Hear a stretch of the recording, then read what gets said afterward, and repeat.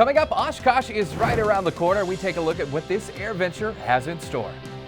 Remembering Bessie Coleman on the 100th anniversary of her earning a pilot certificate. And turns around a dramatic looking point. AOPA Live this week starts in just a moment.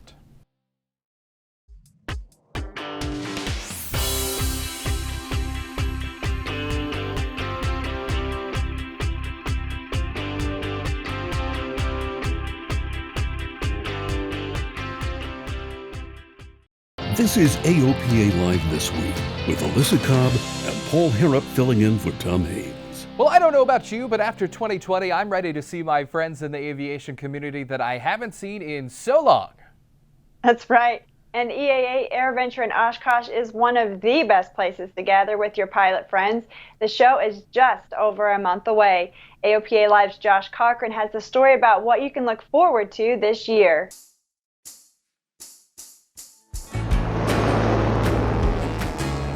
There's nothing quite like AirVenture. The sights, sounds, tastes, and smells of the aviator's mecca. And this year, the gathering will be extra meaningful after AirVenture was canceled last year. We have missed everybody being here as much as they missed coming to Oshkosh last year, and that makes it even more exciting. It really is aviation's family reunion in a lot of ways, and we're looking forward to getting the family back together again at Oshkosh. EAA is expecting a big turnout this year for a show that will feel similar to the AirVenture you've come to know and love. Especially if you've been vaccinated, it's going to feel very much like 2019. There might be some minor changes out there, but bring a mask and just have it at the ready.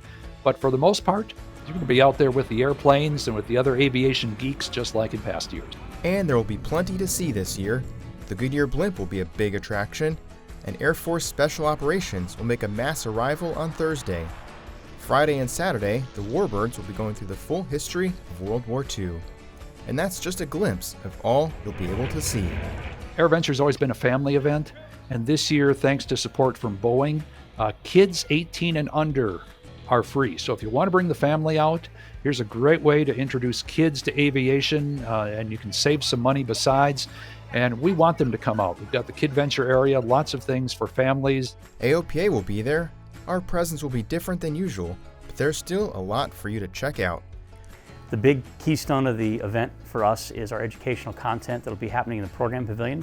We've got our Air Safety Institute presenting more than a dozen presentations. We've got Mark Baker doing a pilot town hall. We've got all kinds of different technologies and representations from different organizations around the aviation industry. We're also going to have the 39 Lounge, which is our social media group hosting meet and greets with various social media influencers and so forth. A great way for you to get connected with that side of our organization.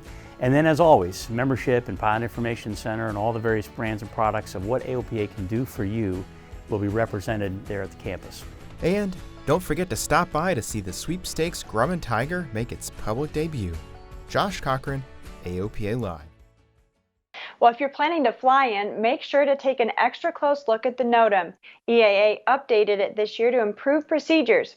Now, if you want to learn more about EAA, we'll have a webinar about flying to Oshkosh next week. Check out the webinar page on the EAA website for more information. Well, another event coming up soon, the first AOPA Aviator Showcase. This one-day event will feature aircraft sales displays, an exhibit hall, and technology-related seminars. The showcase is designed specifically for people looking to buy or learn more about new aviation products. The first Aviator Showcase is August 27th at Manassas Airport in Virginia. Registration for attendees opens next week. Now, there is a registration fee, and the number of attendees will be limited due to COVID-19 concerns. So, sign up early. The future is electric vertical takeoff and landing aircraft, or eVTOLs, and at least it appears the airlines think there is a future there. American Airlines and Virgin Atlantic have just committed to buying up to 1,000 eVTOLs from Vertical Aerospace. The 5-passenger VAX-4 is designed to cruise at more than 200 miles an hour with a 100-mile range.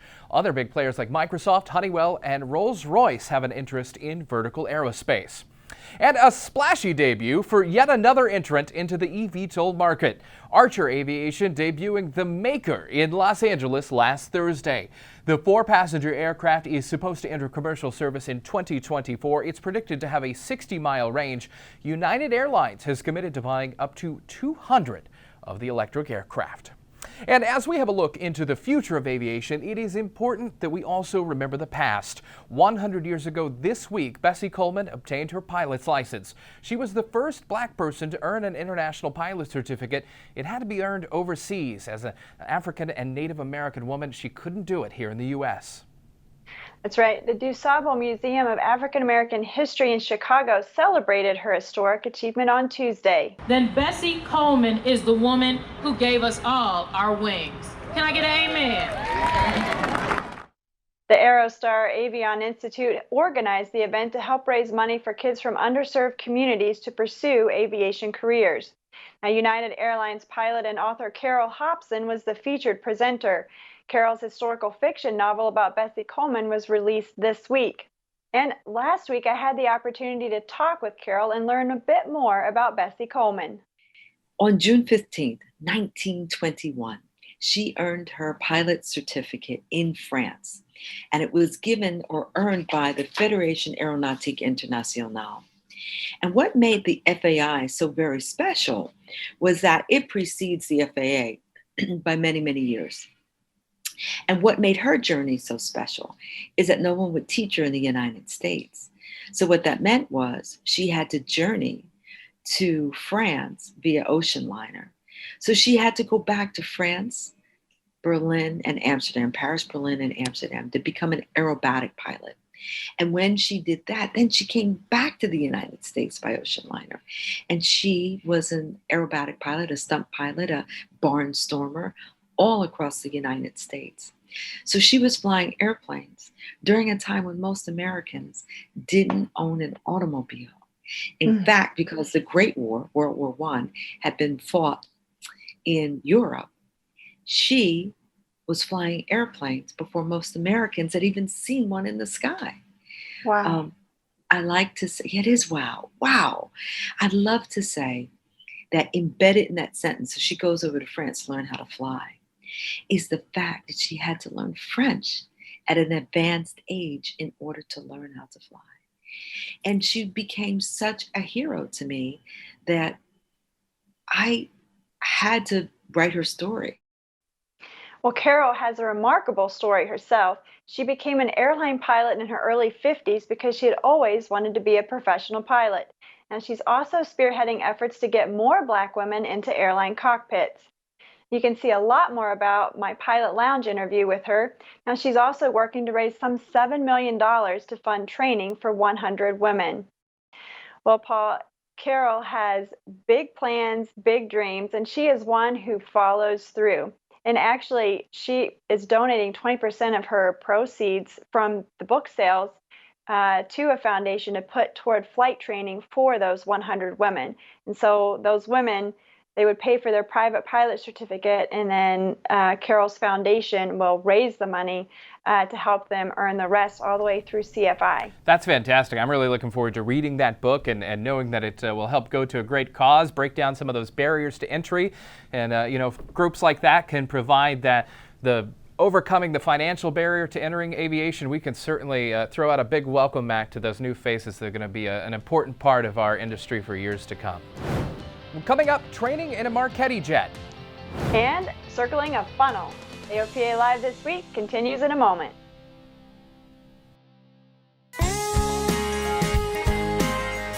I'm a full-time filmmaker, and I integrate a lot of flying in with that and primarily produce film and videos around aviation.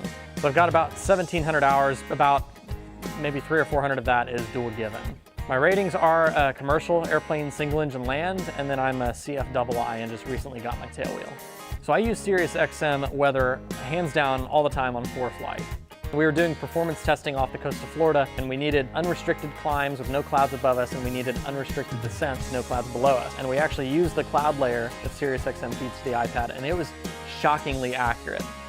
I really tend to gravitate toward using SiriusXM in the cockpit because of the resolution of data that it's providing me. I mean, when I'm looking at NEXRAD or weather on the horizon or satellite cloud layers, anything like that, the resolution of the image that it's giving me is so much higher and so much more frequent than ADS-B, especially when you're operating in an IFR environment. Welcome back. Well, stop me if you've seen this before, but I know you won't. Some incredible video from AOPA member and AOPA Live This Week viewer David Evans. He's flying his glider around a cold air funnel in Oklahoma. David says he was just out in his Sundancer motor glider on Sunday and saw some birds circling, so he joined them. Then he noticed the center of the thermal was starting to become visible with condensation. I was getting closer, about 4,500 feet. I noticed from the bottom of a cloud above that there was a little something forming there, like a little vapor funnel was coming down. And I thought that was really neat because it kind of marked right where the center of the thermal was. I guess the pressure got low enough in there where it started to condensate, and I thought that was just fascinating. He kept circling the thermal and pulled out the phone for a few snaps in this video, and now it's gone pretty viral on the internet. Pretty impressive turns around a point. Now, Alyssa, as you may know, I used to chase tornadoes for a TV station in that same area, the Oklahoma City metro. We should be perfectly clear. This was a shear funnel or a cold air funnel, not a tornado associated with the updraft of a mesocyclone on the bottom of a supercell. This was harmless. Think of it kind of like wake vortices being visible when the conditions are just right. But my goodness, how cool was that? It turned out to be an exciting day for sure, I bet, for him. Yeah, he'll never forget that. Well, it's always important to check the weather and take a look at NOTAMs before you fly. And digging through NOTAMs can be time-consuming and challenging, to say the least. It takes a lot of digging to find what you actually need to know before you go. And that's a problem the Notice to Airmen Improvement Act of 2021 aims to solve. The bill just passed in the House. Now, the goal is to improve the presentation, accuracy, and completeness of NOTAM information. AOPA strongly supports the bill, and this week the House passed a bill to encourage early completion of airport improvement projects. You can read more about the legislation on our website. And if you'll allow us a point of privilege, we like to brag. AOPA Live's coverage of the 2020 Arsenal of Democracy flyover has been awarded gold at the Excel Awards. They are annual honors from the Association Media and Publishing Awards. The AOD special chronicled the greatest flyover that never happened. You can see the full clip right now on our YouTube channel, and others within AOPA also took home some hardware, including the AOPA Air Safety Institute, AOPA Pilot Magazine, and Alyssa, your eMedia division. That's right. Congratulations to everyone at AOPA being honored for their hard work throughout this last year. Well, the hero of the Hudson is heading to Montreal. President Joe Biden has nominated Chesley Sully Sullenberger to be the U.S. ambassador to the Council of the International Civil Aviation Organization. Sullenberger is known for dead-sticking his airliner into the Hudson River after it was disabled by hitting a flock of birds. ICAO is the UN organization that sets international aviation standards. IAOPA, which AOPA heads, is the only general aviation organization accredited to ICAO. And Shinji Maeda experienced international aviation firsthand. He just returned to the U.S. from a flight around the world in a 1963 V-tail Bonanza. We covered the story about Shinji's departure along with Earth-rounder Adrian Eichhorn several weeks ago. Shinji overcame many challenges to become a pilot after becoming blind in one eye from a motorcycle accident. Now, he encountered many challenges on his trip, including thunderstorms, icing, and low fog. But he says it was worth it to meet all the welcoming people around the world. The journey also gave Shinji a new appreciation for the freedom of flight we enjoy in the U.S. No offense to any other countries, they are very great, but compared to what we do in United States than other countries, yeah, we are top notch. Well, now that Shinji is back, he will continue to share his inspirational story with others. Lots of people told me that you cannot be pilot, you cannot do anything, regardless. But guess what? Shinji became a pilot. Shinji is flight instructor. Shinji is father.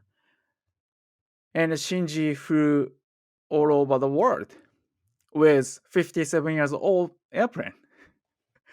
So again, as long as you put the right mind, the attitude towards your life, then guess what? Things will happen. It's not like, it may not be tomorrow or next week, but if you spend the time, make the relationship with right people, guess what? From impossible to I am possible. Well, congratulations, Shinji, on a safe return. What an inspiration. Well, it's a dream many pilots have to fly a fighter jet. Victory Flight Training in Denton, Texas will make that dream come true. They offer flight training in the Marchetti S-211, an Italian military trainer and light attack aircraft. AOPA Editor-at-Large Dave Hirschman has the story. There are lots of former military jets available to private buyers these days, but Victory Aviation in Texas chose the Marchetti S-211 for advanced pilot training for both practical and aesthetic reasons. On the practical side, it's got a Pratt & Whitney J15 engine, Western Electronics and avionics, and it's got parts and English manuals that make it easily maintainable. On the aesthetic side, the Italian designed and built aircraft looks appealing and it flies like a Ferrari. Our strategy has three main pillars. It's people, ideas, and hardware in that order. People are the most important. We got a phenomenal group of CFIs, some military, some only civilian, some blending military and civilian. Our maintenance force is the same way. They have military experience, civilian, general aviation, business aviation, the best people we could find. The ideas, it focuses on the victory mindset, a mindset of vision, accountability, and normalizing excellence. We show you that mindset in the air with our hardware, item number 3, the S-211 aircraft. You take it flying, you come back, we debrief, we show you how you can apply that victory mindset to your own flying, and again, not just your flying, but your work, your family, and your life. The biggest reason we selected this aircraft versus some of the Eastern European other military surplus aircraft that are out there, because this has certificated engines, Italian craftsmanship, it's highly maintainable, highly sustainable, parts are available, and it is safe and proven. The typical training mission that we do here at Victory just depends on the pilot's background. Usually day one of the pilot or the client that comes out and fly the airplane, they spend it in the back seat just to get a familiarization and a demo of the airplane. And if they choose to continue with the training, and we're meaning training as far as getting checked out in the jet, next flight and the flights after that, they'll transition out to the front seat. And we just do the basic maneuvers that any private pilot knows how to do, just a typical slow flight, steep turns, all the stall series, anywhere from clean, dirty configuration, accelerated stalls. And then we go into some aerobatics, whether it be loops, emblements, split S, barrel rolls. Usually takes about an hour and a half, almost 2 hours to get it done. We'll RTB back to base and see if the client wants to do some more. The airplane behind me is our pretty much one of our newer ones, and it's glass Garmin type setup.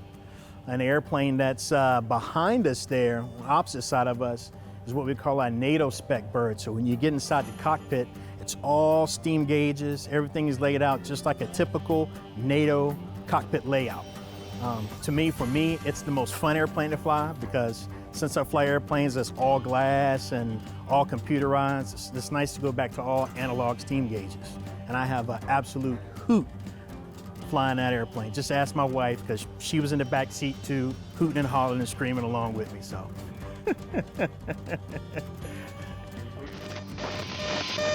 You got the airplane. All right, autopilot, pitch, roll right. We've had several pilots come in here that were looking for instruction specifically in upset prevention recovery training. And then I think once they've done that and seen the position of the airplane they've never been in before, and then have figured out how to recover from it, they're definitely feeling more confident. And I think one of the things we try to instill upon them is that we're always shooting for excellence.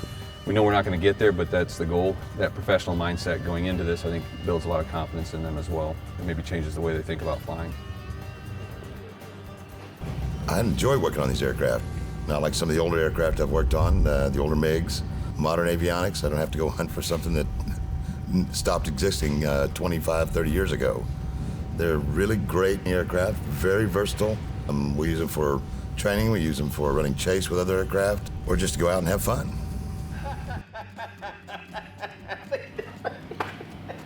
This is us all the time, all day. The pilots here are great. They're the best group of guys. It's hard to find a group of guys that get along as well as these guys get along. And they're all professionals. And with the military discipline, that's a godsend to me, because I know they respect the aircraft. You know, it's a big plus. The S-211 didn't get much traction in international sales. Singapore was its biggest military customer, but it's proving popular in the U.S. as an advanced trainer for flight schools and as a warbird for private individuals. This one is getting a thorough makeover with glass panel avionics, air conditioning, more baggage space, and greater fuel capacity. Everything Texans want in a new airplane. Dave Hirschman, AOPA Live. You can read more about flight training in the Marchetti S-211 in an upcoming issue of AOPA Pilot Magazine. Well, Dave has the coolest stories. We got to get a gig like Dave's got sometime. That's right. I'd love to go up in one of those with Victory Aviation. Well, you've flown those kinds of jets. You flew a was it MiG-15, MiG-17? MiG-15 and L-39, and it is something I will always remember. They were a blast. Oh man, I am looking forward to getting some time and something like that at some point, maybe. Well, that's our show this week. Thanks for joining us. Be sure to like, comment, and subscribe if you're with us on YouTube. Or send us an email if you're old-fashioned like that. Well, either way, we'll see you next week.